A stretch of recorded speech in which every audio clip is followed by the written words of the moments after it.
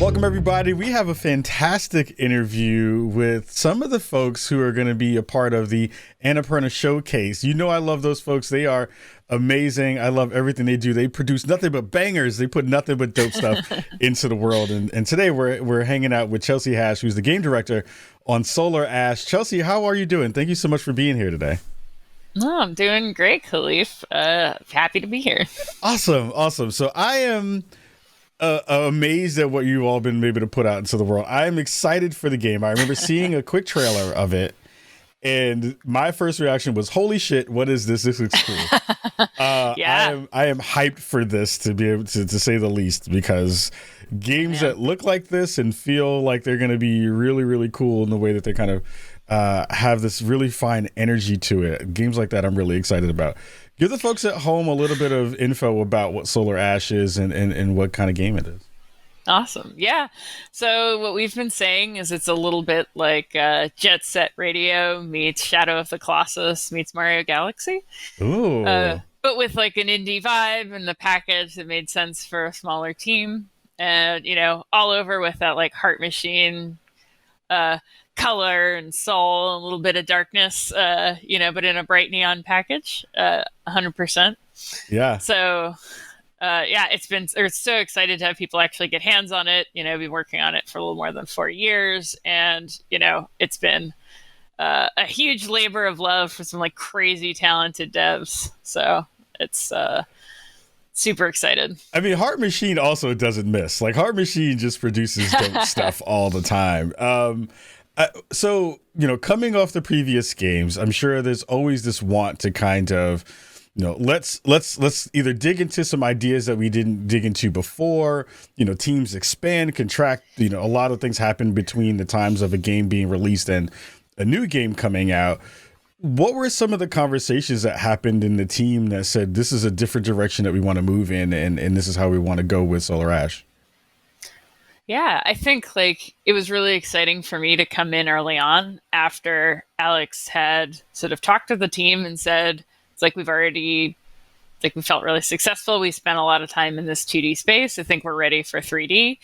And, a big part of the early process was actually building the tools so we could preserve like the thinking and creativity from the 2D team, but then have it execute on the 3D scale.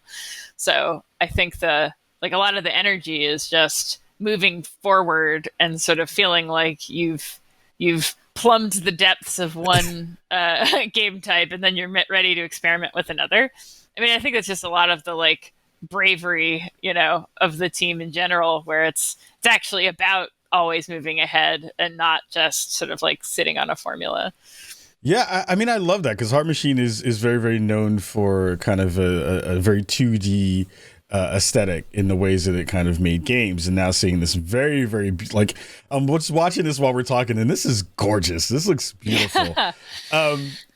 When you kind of land on an art style and you kind of decide how that informs the gameplay, what are the conversations there that you're all thinking about too? Because this is like breakneck speed kind of stuff. You're always passing through a lot of things while getting to, it seems like, your next objective.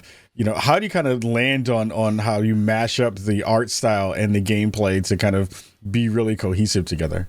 Yeah, absolutely. Well, we definitely put together a team that has really strong composition because, like, I think a strength of 2D is that you have such control over what's visible. And, in 3D, you can still have that control, but it's a lot harder and you have to be a lot more focused and committed to what you want to see.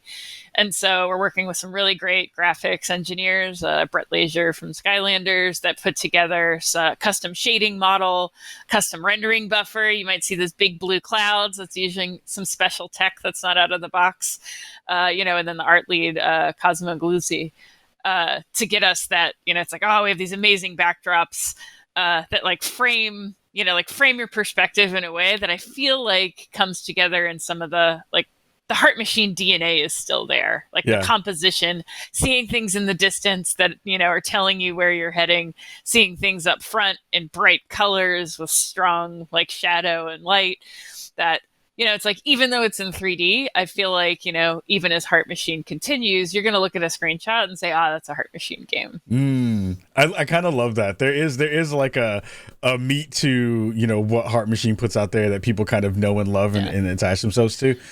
I want to talk about the character we see on screen. Can you give us a little bit more info about what we see here? So Alex put this character together, and they've stayed true to form from very early days in the pitch. And so Ray is a void runner, sort of young, here to save her planet, and her development definitely went through some sort of like shifts in identity and shifts in sort of like presentation. But honestly, it's startling to see how close she is to her original form.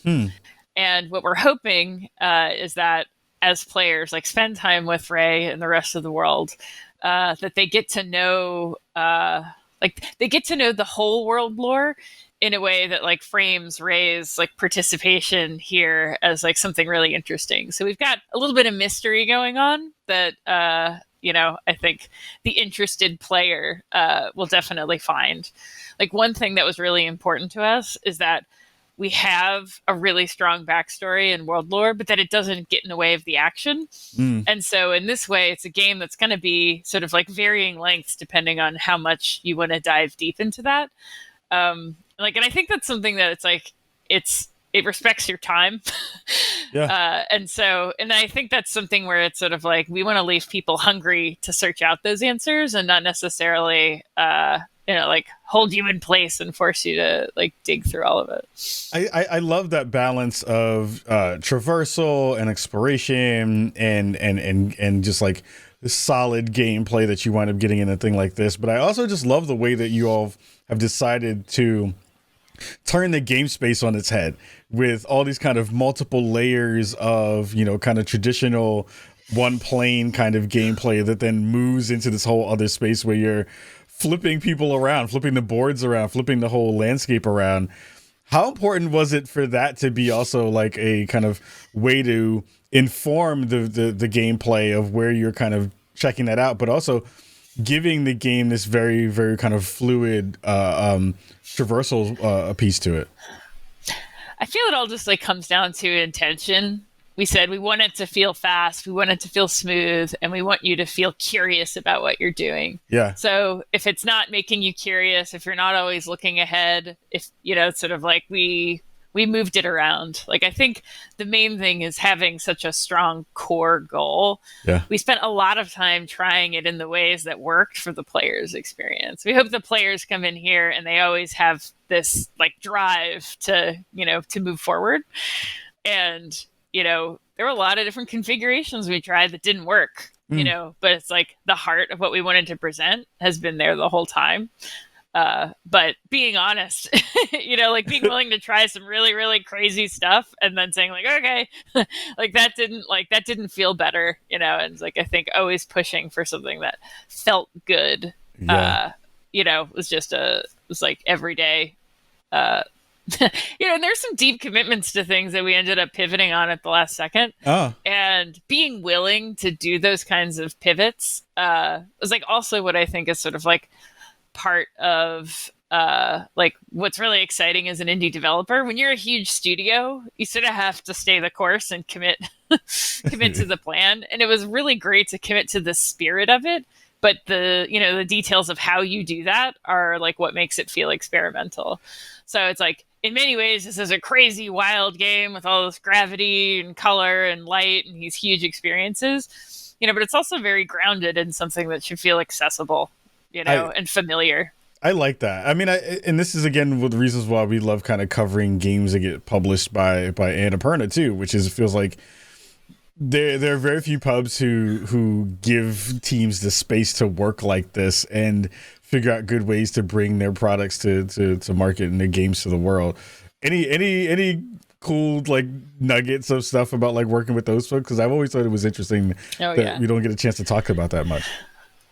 Yeah, I mean, I think there are so many, there's so many ways to solve a problem. Yeah. That like Annapurna always really trusted the team to like learn their own lessons, and it was more about having that like safety net and really Mm. like targeted advice and like heart to hearts when you really need it, rather than having some like, you know, super top down, here's how it's going to go. And I think it's like you'll get sort of that sort of like beautiful meandering path that's like about this team trying to solve this problem and what they care about, Yeah. rather than something which is just like, well, this is what the market thinks, this is what players want. Like, I think this is sort of this sort of like twin goal of like, this is what the devs want and what the devs are really in love with, and then sort of like, this is how we think the players are going to experience it.